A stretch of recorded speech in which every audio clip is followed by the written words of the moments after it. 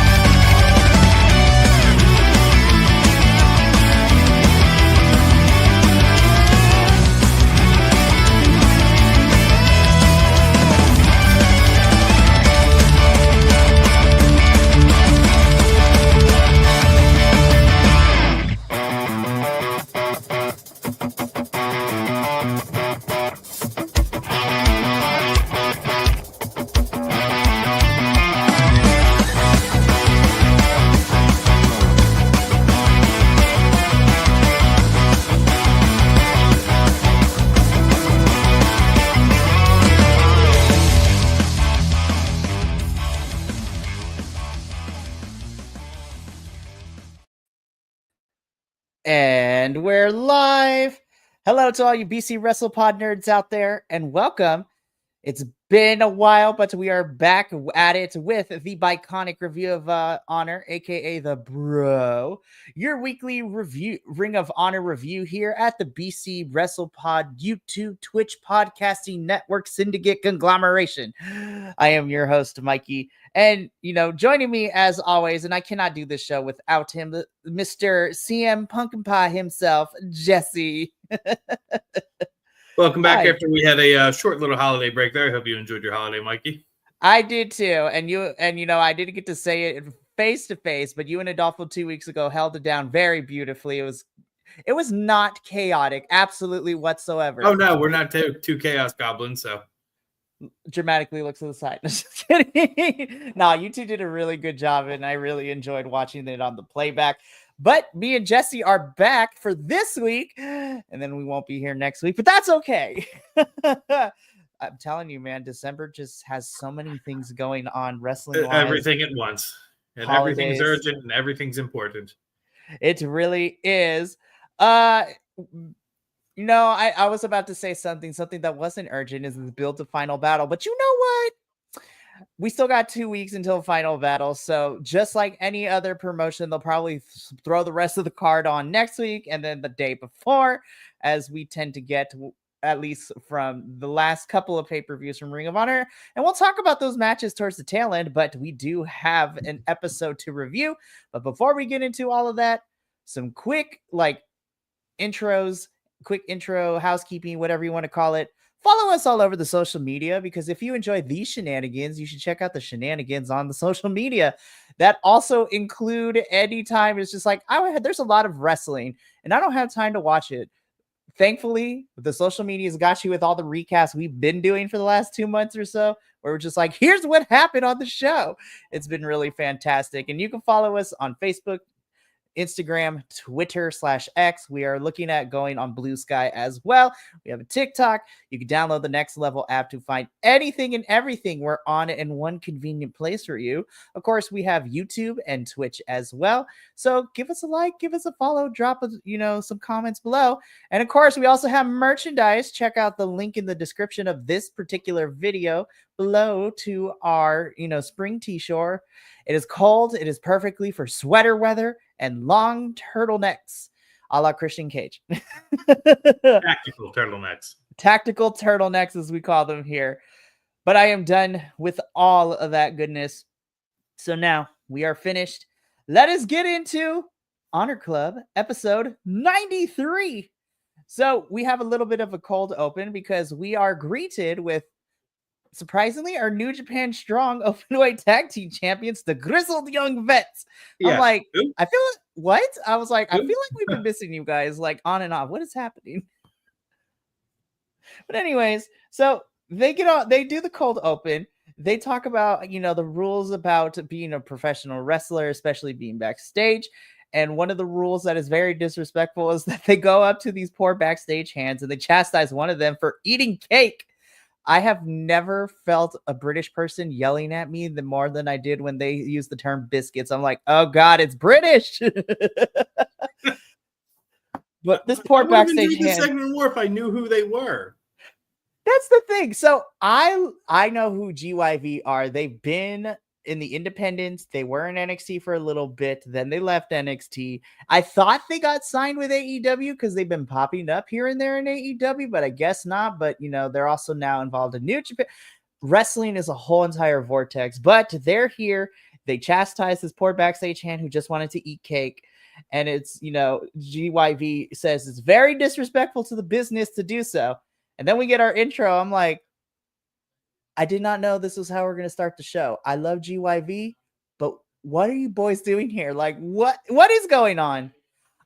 Yeah, just, okay, we're highlighting New Japan now, which is fine, but it's kind of making me have to pay attention to everything that's happening on all the other AEW things just to know what's going on with Ring of Honor, which I don't like.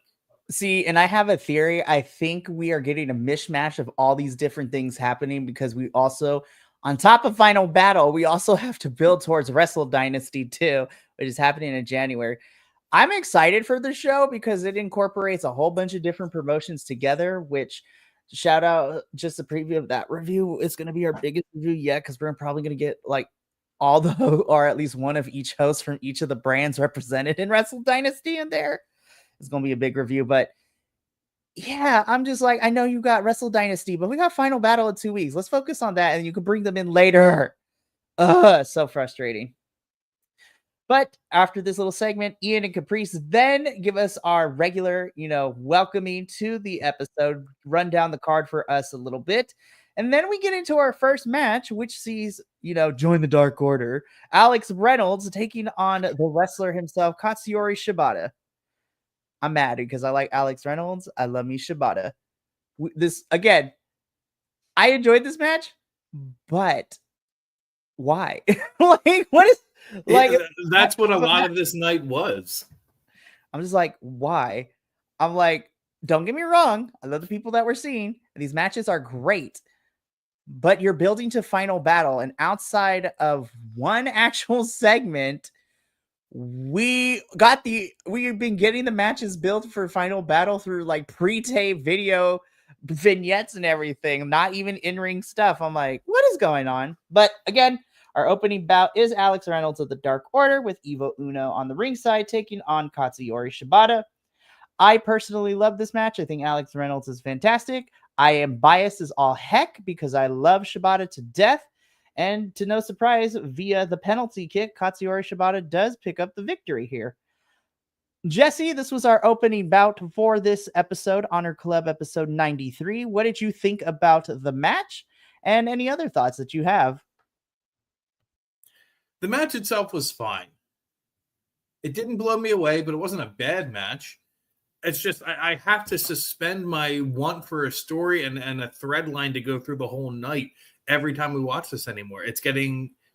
I mean, you're seeing all those articles pop up of how Tony Khan killed Ring of Honor, and you can only insulate yourself so much. But then you see nights like tonight where there was good wrestling, but we need story. That's what we need in there. So no, it's nothing against the talent, and the match itself was just fine. I just I don't know what to do about getting any kind of story or narrative through it. Well, especially since we're 2 weeks out from the final ROH pay-per-view of the year. And I feel like we had the same discussion leading into Death Before Dishonor, where I actually, you know what? I take that back. Death Before Dishonor, as convoluted as it was, at least we got a story for a majority of the things that happened. The execution of those matches ranged from awesome to not as good as we had hoped. But instead, I can't believe I'm about to say this. I'm gonna be so mean, and I love ROH to death, but Final Battle is turning into Final Afterthought. Is what it feels like right now. For me, it's turning into Final Chance. Like, if real. they don't pull something together that's not just watchable match wise, but that we have some story and some reason why we want to watch this, and pay attention to the narrative that's created through it. It's what's the point of watching this anymore? Yeah, I mean, because we kept saying, last year was a pretty good year. They're going to get better. And then since January, we've been saying, maybe next week will be better. Maybe next week they'll pull it together. And we've been doing, and now it's December. And we're still having the same conversation. Seriously, we're going to need, after Final Battle and how, after Final Battle, ROH is going to have a sit down, and all of us are going to have to talk to figure out if this is even going to be worth doing anymore. Yeah. And it sucks because ROH has so much fun talent, but they're not doing anything with it. Of course, it also doesn't help that you have some of your heavy hitters out on injury who are supposed to be returning very shortly. So we'll see about all that. And you have the owner who can't decide which players he wants to play in which universe. Yeah, that's the other thing too. We keep throwing people all over the place. It's very convoluted. It makes me so mad. Things that didn't make me mad, though, because I love his presence, is our next match where we had JD Drake, whom I love dearly, but also one of our personal new faves, Beef, taking on the team of Waves and Curls, which is Jalen Brandon and Traven Jordan. Again, I love these characters. I just wish we were doing something story-wise. Something substantial with them, yeah. Like, Beef is over. I'm a fan. I'm definitely a fan now. And I think what's really understated is how well JD Drake pulls off the I'm mad that he's so excited about winning and so excited about winning. Like, it's understated, but he's doing such a good job with that. And the match itself was fine. It was a squash match, and we know that. But I want them to do something fun. Like, let's get longer interactions with them. Seriously. Of course, Beef and JD do pick up the victory with an assisted Beef Brigade, is what that finisher is called, apparently, which made me chuckle even more when I found out about it. And, Beef and JD, I agree with you. Let's do something more substantial with them because they're already over with the crowd. Now let's capitalize it with a feud. And where's Anthony Henry been? Is he injured again? So from what I could tell, he is injured. So it's crazy because JD was injured and Anthony was there. JD is ready to come back, and then Anthony gets hurt. When Anthony is ready to go, I need him, JD, and Beef to be a trio because that is what I want. Yeah, and speaking of that, we need to have ROH focus on the trios championships. Seriously. I forgot about them for the longest time. Well, so the reason why, and I found out, is that one of the Von Erichs is injured. So I'm like, but then if he's injured, shouldn't you, I don't know, maybe force him to vacate the title? Vacate titles and, have a tournament? Listen, I'm never going to complain about a tournament. I feel like the problem with that, though, is that ROH doesn't have a lot of trios right now. And then you look at the other side of things where AEW has too many trios. Anyways, hopefully within the next 2 weeks we can address that, especially since Dustin's contract with AEW is no longer a thing, and now he's technically a free agent. So I did not know that. Okay. we'll talk about that when we talk about the 3 matches that are announced with Final Battles so far. But again, Beef and JD Drake pick up the victory over Waves and Curls. We then get this very weird segment with, and this is their actual group name, the Total Nonstop Arseholes, which is Jeff Jarrett, Jay Lethal, Satnam Singh, Miss Karen Jarrett, and Sanjay Dutt. So this is basically what I dub the Job Squad. Like, don't insult the Job Squad. So we get this. So this segment was just weird, Jesse, and we'll talk about it in full. But to give you a little bit of a summary of this, so we have all of these individuals doing an ad spot for the future Black Machismo action figure. So for it was a toy commercial and a bad one. It was a bad toy commercial. And then they rap. Sanjay and Jay Lethal stay behind as everybody else leaves. They're talking about things. And then QT Marshall pops in. And then he talks about, did you see what I did at Full Gear? We sold out the thing. I'm like, sir, Big Boom of AJ of the Costco guys beat you on 0 hour. And it was great. I could have done with that in this entire segment. Yeah. This was weird. I did not like it one bit. This was weird because it seems like we're setting up Jay Lethal and QT Marshall for some reason, because QT wants Jay to join him and they be like a thing or whatever. But nobody wants that. Nobody's asked for that. No, absolutely not.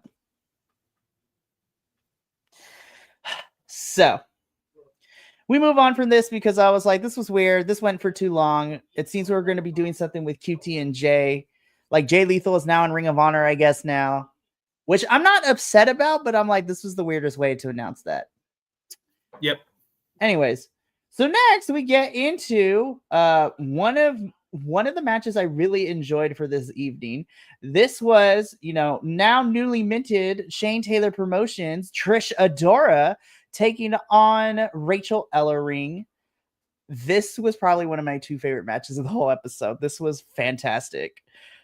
Because, of course, Trish is now showing more of an edge. She's leaning into that cockiness, which I love to death. The presentation of the infantry, now that they're with Shane Taylor Promotions, surprisingly, I'm enjoying.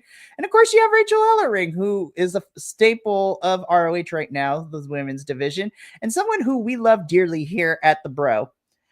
Again, I personally really enjoyed this match. This is what I want to see from Ring of Honor every week, not just in the women's division, but all the divisions, tag, men's, singles, trios, like whatever you got it.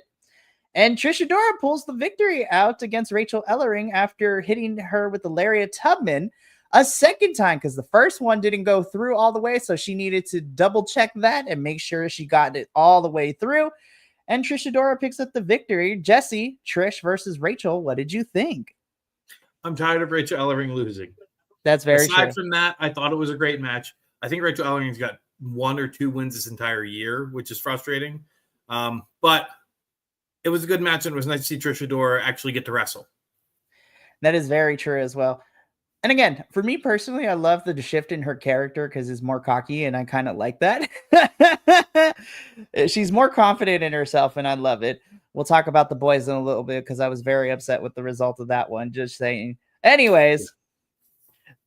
Okay, so let's just get into this next one because I was like, I see a fake tree. Oh, God, I know what this is. Hi, guys. Because now we get TV time with the Learning Tree. So it's a new edition of TV time. Chris Jericho and Cowboy Hat, for some reason, comes out with the bounty hunter, Brian Keith. So Chris Jericho, does his intro bit. He talks about how he's the Nueve. So, El Nueve for the champion. And, he announces that he is going to be defending the ROH World Championship at Final Battle, which is taking place at the Hammerstein Ballroom on Friday, December 20th. And, he said that for his challenger, because he wants to, give a spotlight to New York as a fellow New Yorker herself. And I'm like, Chris Jericho, you are not from New York. Sit your From clowny. Manitoba. I was like, when he said that, and I'm dropping my curse word, I was like, Chris Jericho, you're from Canada. Sit your ass down. Like, what is happening? Liar. You lied to me, but we know better. But because he wants to be fair and he loves New York and he wants to fight a fellow New Yorker because he is from New York, as they put this in air quotes, before Chris Jericho gets, a chance to start say who it's going to be, then we get hit with the always ready as Matt Cardona comes out. Of all people. I was just like, I will say this next bit did give me a little bit of a chuckle, but Matt Cardona comes out. The crowd is in hysterics. They're all excited. I'm excited. I'm also a little bit disappointed because, spoiler alert, I don't think he's going to win, but more on that a little bit. But Matt gets in the ring with Chris Jericho. Chris Jericho has the audacity said, listen here, Zach. I was like, oh, dang. And then Matt Cardona snatches the mic away from Chris Jericho, which I'm like, good, Matt. We're learning. Don't give Chris Jericho the mic more than 5 minutes. Matt gets on the mic and says, Zach is dead. I was like, but I'm going to tell you, let me introduce myself. And if you don't know my name by now, you better learn quick. I am Matt Cardona, and I am taking my title. I'm going to take that ROH title and make it mine. And so we get Chris Jericho versus Matt Cardona for the ROH World Championship at Final Battle. On the one hand, I'm mad because I'm like, why are we bringing somebody outside of the company to fight Jericho?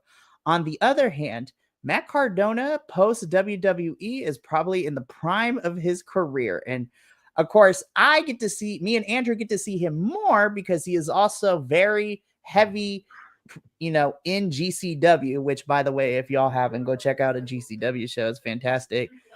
So I'm familiar with Matt Cardona's work post WWE. So I think on paper, this is going to be a really fun match. More speaking so from Matt's side than Jericho's things. But on the other hand, I don't think he's going to win. But we'll talk about that when we get there. TV time with Jericho and a surprise appearance from Matt Cardona. Jesse, how do you feel?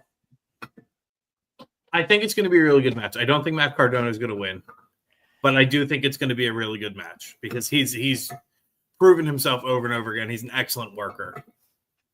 And as much as I'm not the biggest fan of current Chris Jericho, he can always go. He always has been able to. Yeah. We'll talk more about it when we get to, breaking down the matches specifically and what we like and dislike about them. But we don't have time to waste because after this, we get a backstage promo with Evil Uno and Alex Reynolds cutting a promo talking about how Shabbat is great. Evil Uno is a little upset with Alex Reynolds because they weren't on the same page. And then all of a sudden, Johnny Hungy comes out of nowhere. So John Silver's out there and he's like enjoying his life. And Evil Uno and Alex Reynolds asked him where he was. And he said, yeah, I wasn't out there because, I'm trying to, do things backstage a little bit. And I heard that the Grizzled Young Vets were being turds to people backstage. So I stole their clothes. I'm like, so you mean to tell me there are two British boys walking around here butt-ass naked? John Silver? I'm like, what? Yeah, it was a weird turn. I mean, humorous, but it's just like, okay. It was a weird turn. How much you want to bet this is going to be a match made for Final Battle in the next 2 weeks? I'd be shocked if it was on Final Battle. It feels more like they're doing it for 0 Hour.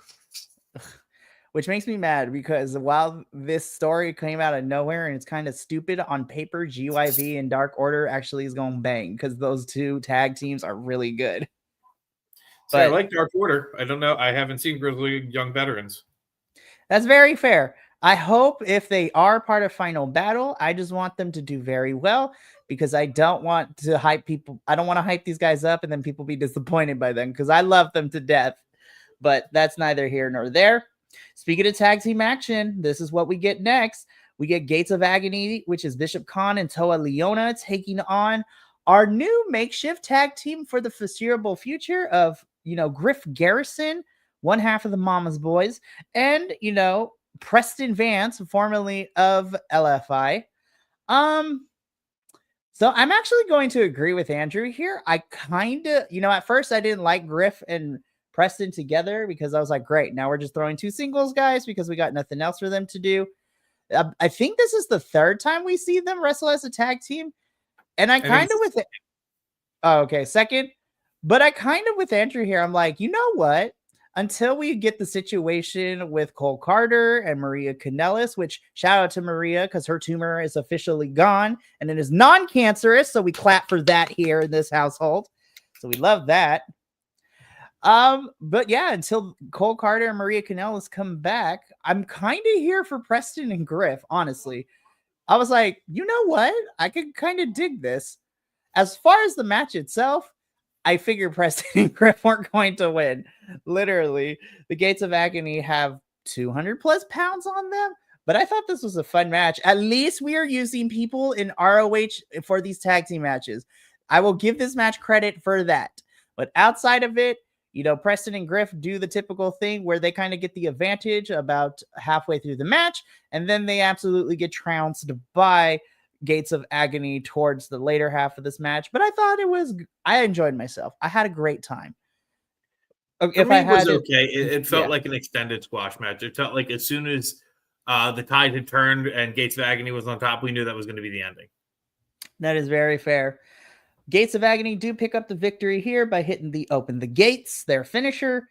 And, you know, as the match and the segment of this particular part of the show goes off, you know, to the next segment, we hear Bishop Khan yell. Well, we hear Bishop and Toa Leona yell at the camera saying that they're undefeated, so they're about to go for these tag titles. I'm like, I'm here for it, but boys, we're going to put a pause on that because there's another tag team that has a match for Final Battle that we're going to talk about, and I kind of want them to win him, but we'll talk about it in a little bit. Backstage, we get one of our favorite personalities, Lexi Nair, as she is interviewing Rachel Ellering. She talks about, you know, she interviews Rachel about the loss she had about Trish. Rachel begins to give her answer, and then we are interrupted by Harley Cameron. I love Harley. I do not care what nobody says. She's the gift that keeps on giving because she is hilarious in ROH and she's hilarious on AEW. We'll talk more about that in a little bit, but Harley Cameron interrupts, and you know, we've been on and off, we've been getting these interactions between Rachel and Harley and this weird quasi friendship, I guess, put a question mark next to it, that is happening between the two. But it's like they want it to be a friendship, but it's coming off as like an acquaintanceship because Rachel's not fully sold on it. She's kind of not, she doesn't know what to make of Harley, but Harley tries her best, and she's like, I'm gifting you this participation trophy for her efforts. However, Harley says that the trophy is stuck on her hand, so she's gonna have to, you know, put it in water and to kind of like dissolve it out before to dissolve the super glue. It was so strange, but she delivers it so well. Yes, she really, really does. And then, of course, you know, Harley goes in for this hug. I love it because her jacket is very spiked too. And Lexi is in between Rachel and Harley. And she's like, I'm not okay with the jacket poking me in the side. Like, her face told it all. And you know what? Harley Cameron leaves. Lexi Nair's just like, she is so weird. And then Rachel ends the segment with, yeah, she kind of is. But you know what? She's trying. And I have to give her that. This was so stupid, but I love this so much.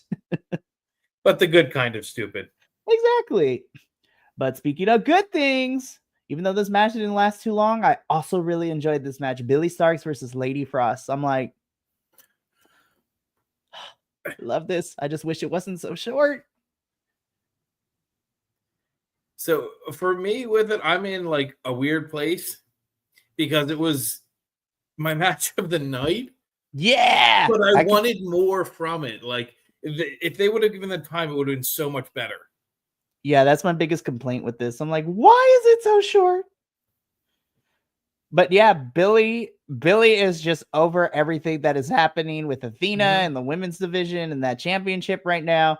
And you can tell it even when she's shaking Lady Frost's hand, she's just like, ugh, I'm over everything right now. Yep.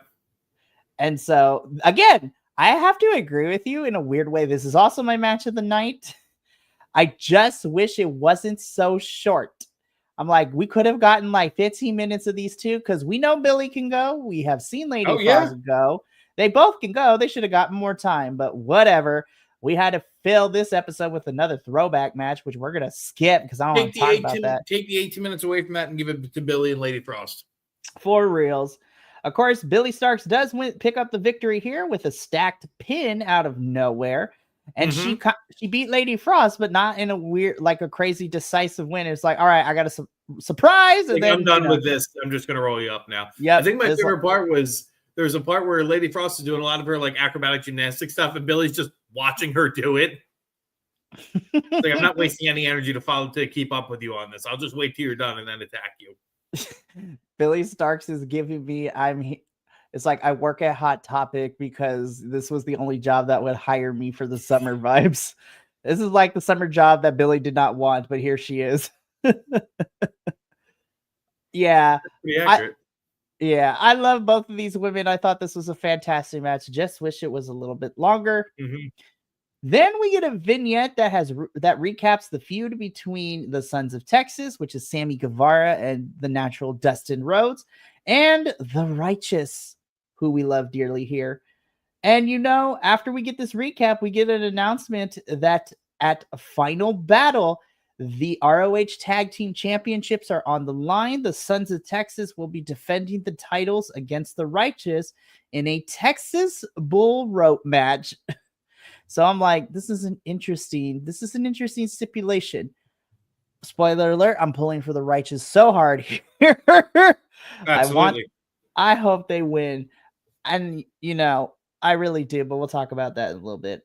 But yeah, so this is the third match that is announced for Final Battle. And I'm like, slowly we are getting the rest of the card.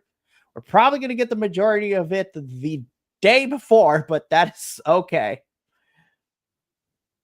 So again, we're going to skip this. Then for 18 minutes, we see a throwback match from Final Battle 2008 with, I forgot he was the heavyweight champion, Nigel McGuinness, defending his title against Naomichi. Everyone forgot. I was like, yeah, this was totally a 2000s era of wrestling because I'm like the bleach blonde spikes. I'm like, Nigel McGuinness, I was like, are you in Sum 41? What is happening here? Like, this was so 2000s coded and I loved it. But again, we're not going to talk about the match because they gave us 18 minutes of this that we do not need. But for anybody that cares, Nigel McGuinness defeated Naomichi Marufuji, which then leads into a quick promo from my new favorite Puerto Rican, as I found out recently, Matt Taven. He cuts his promo saying that it was not patient before, but now he gets a chance at the ROH Pure title next week, apparently, against Tiger Style Lee Moriarty, as this is the only championship that Matt Taven has not won in ROH. He's been an ROH World Champion, Tag Team, but Pure is the only singles title he has yet to win because he's also so. The more I'm I see sad. Matt Taven, the more I like him. Yeah, I'm sad. I wish that we would be getting this at Final Battle. But I'm hoping, and normally, me, I don't like schmaz finishes, but if that means we get a rematch or something more at Final Battle between Moriarty and Matt Taven, because I think this match deserves to be on Final Battle. I'm just putting it out there because it's also the only one that's had any build. Kind of. Did they plan on doing it next week? I must have missed that part. I'm assuming they're doing it next week because the way that Matt Taven was talking about it, it seems we might be getting it next week. I want to be wrong. I want to be very wrong, and I hope we get it at Final Battle, but we'll see what happens. That's a bad idea. That's a pay-per-view match. For reals. And I'm like, honestly, you put Moriarty and Taven on that match, I'm hyped. Like, that is going to be a fun, good match because both of them are really good. Which then leads us into our main event, which is going to be a 6-man tag team match. This is Shane Taylor Promotions, which is Shane Taylor, the Captain Sean Dean, and Carly Bravo of the Infantry, taking on Top Flight in full force, which is Action Andretti, Dante Martin, and Darius Martin, with Layla Gray accompanying them. Again, in-ring wise, really enjoyed this match. Don't know why Top Flight went over here. Nope. It didn't make sense. We had Trish win earlier. We're trying to establish this promotion or this faction now that the infantry is involved too. Why do they take the loss here? Did it help Top Flight? Did it increase any story? No. It's really weird because On ROH, they got their stuff together. On AEW, Top Flight and Action, they're all falling apart. Like, there's miscommunications. They're fighting. Like, we might be breaking them up. Like, I don't know what's going on. Oh, my goodness. Really quickly, though, before we give our final ratings and then talk a little bit more about Final Battle, just a few comments really quickly. Robert, representing Lafayette, Indiana, in the house. Hello, Robert. Hello, Robert. One of our fellow viewers who is always popping in and out here for all the reviews, basically. So shout out to you for the support. And then to answer your question, Robert, by chance, are you doing a watch along for World's End? As much as we love to, the answer is going to be, unfortunately, no. Because right now we only do the big 4 pay-per-views for each of the companies as terms of watch-alongs, and then small little pay-per-views here and there for smaller promotions. But we will be having a review for World's End. However, we are going to be having a watch-along for Ring of Honor Final Battle in 2 weeks on Friday. On Friday, December 20th, I will be hosting it. And as of right now, it is going to be me and Andrew who are going to be holding it down for the watch along, and anybody else who wants to volunteer their time. But then me and Jesse will be on the review on the 23rd. Is that Yeah, following Monday, correct? Yeah, the following Monday on December 23rd. Me and Jesse will be doing the review for Final Battle. And then we will be doing a review for World's End on the 30th, the following Monday. So that's all good. But yeah, I'll be here for it. Thank you, Robert. We love you. Great. You are great. We love having you, man. It's so fantastic. Shout out to the support. All righty, Jesse. We reached the end of this actual episode of Ring of Honor. So overall final thoughts and final empanada ratings, if you have one. I don't like giving the low scores. I know I do all the time. There just wasn't much substance here. I give it a 6 out of 10, which is higher than it deserves. But I'm giving it the high score because the talent who was involved, I really enjoyed it. And the matches themselves were good. It's just, I need the why. I need the build. I need the story. I need the narrative. And we're not getting any of that. No, I agree with you. I also give this a 5 out of 10, and it's not because I thought it was a horrible show. Again, the in-ring is fantastic, but we keep saying this all the time. That's not going to get you very far, and we have to have some substance behind it. We need, the foundations. We need story building. We need to have clear definitions of who our roster is. You shouldn't be dragging people up and down the roster. You shouldn't be taking ROH folks to AEW. And unless I'm not mad at the other way around if they want to put AEW folks on ROH, but put folks who don't get used that often on AEW. We don't need like an Orange Cassidy because those are big names in AEW. And if they're not going to stick around ROH, they don't need to come down to they don't need to come over to ROH. And I agree with you. There has to be some substance behind it because the in-ring is always there, but we need stories and builds and feuds. I am going to disagree with you about one thing because you're much nicer than I am, which really isn't saying much. You said you're not going to get mad when they bring AEW stars down to ROH. I am. ROH has plenty of talent. Let's start using them. Let's show it. Well, what I mean by that is like, I'm not going to be mad. Well, I mean, because technically they started in ROH, but bring back, minus Jack Jamison, bring back the Iron Savages. Let's rebuild them up. Listen, I know that AEW is having a lot of them, but I want MXM Collection. I want the, we got a lot of folks, but we shall see. We shall see. All right. Before we go off the air, though, we do have 3 matches for Final Battle. So let's just give our quick thoughts about those because we will not be having a review next week. And then the following week is the Final Battle review. So this is going to be fun. Mm-hmm. So I guess I don't want to say least interested because I'm actually pretty hyped for these 3 matches we have so far because the in-ring is going to be fun. But let's actually start. So let's start with our ROH World Championship to get Jericho out of the way first. Again, I think on paper, this match is going to be some fun. Matt Cardona is really great. I love him. Jericho is Jericho. And that's the nicest way of putting it. I know Jericho's probably going to retain because he just got this thing. He hasn't had it for that long. But in a crazy twist of fate, I would love nothing more for Matt Cardona to hold this thing for a couple months and let him just run through ROH because that would be a great adrenaline shot that ROH would need. And I think Matt Cardona would be fantastic. Unfortunately, I don't think that's going to happen. But again, I think I'm excited. Matt Cardona would be great for it. It's not happening, especially considering we had the interview a few weeks ago, Tony Khan talking about Chris Jericho as a household name. We're going to put the title on him to help, revive the brand. So Tony Khan, I don't think he's looking at Matt Cardona the same way. So he's putting all his stock in Jericho. Yeah, that's definitely the story. I love you, Matt. I wish you would get the title. I don't think you are, but it's still going to be a fun match. Let's go into our tag team match. So the Sons of Texas, Sammy Guevara and Dustin Rhodes taking on the Righteous. Hands down, this is no contest to me. I want the Righteous and I need the Righteous to win. They feel need like to win this match. Yes, I think the Righteous as tag team champs would definitely be the best thing for ROH right now since they are consistently there. And I don't blame Sammy. I think Sammy's a good fit for ROH, but they have not been there to defend those championships like they should. I will say, though, this is one of the few matches that has had some build because we've gotten back and forth between the Sons of Texas and the Righteous for a couple of episodes now. So at least that has some build, though vaguely there.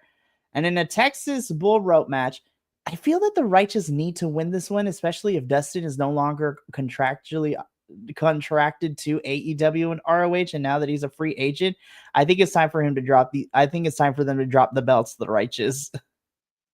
I think the Righteous need to win this so they can keep some direction and have something going on in the tag division that's actually on Ring of Honor. Yeah, for reals. And then probably, this is the only other match left to talk about, but the one that is at the top of my list right now with the three that we currently have is for our ROH Women's Television Championship. It is Red Velvet versus Legit Layla Hirsch.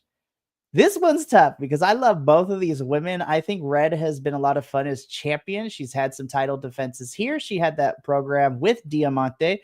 She's also defended this thing across the world, like in Mexico and things like that, which has been fun to watch.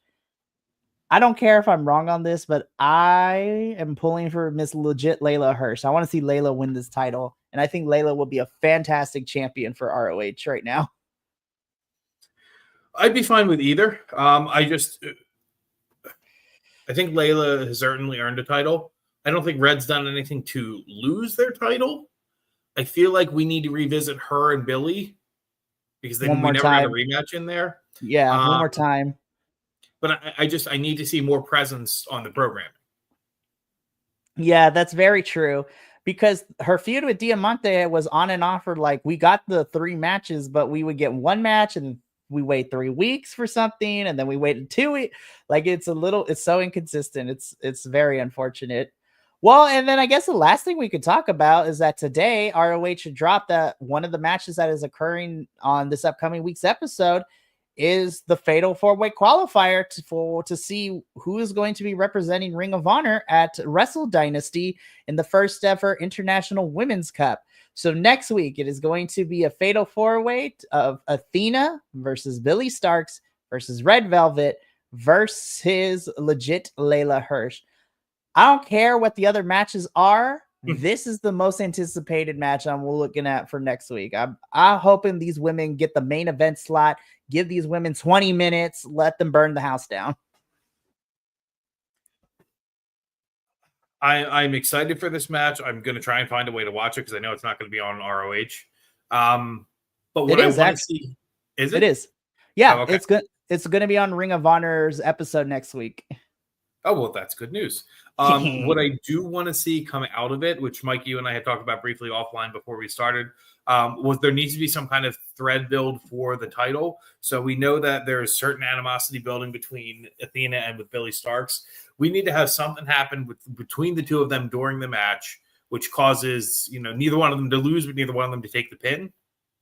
Or neither one of them to win, but they don't take the pin, which leads to that, you don't have my back, or you don't have my back type of thing. And then there's the rift between them fully forming. And then we get the title match for Final Battle.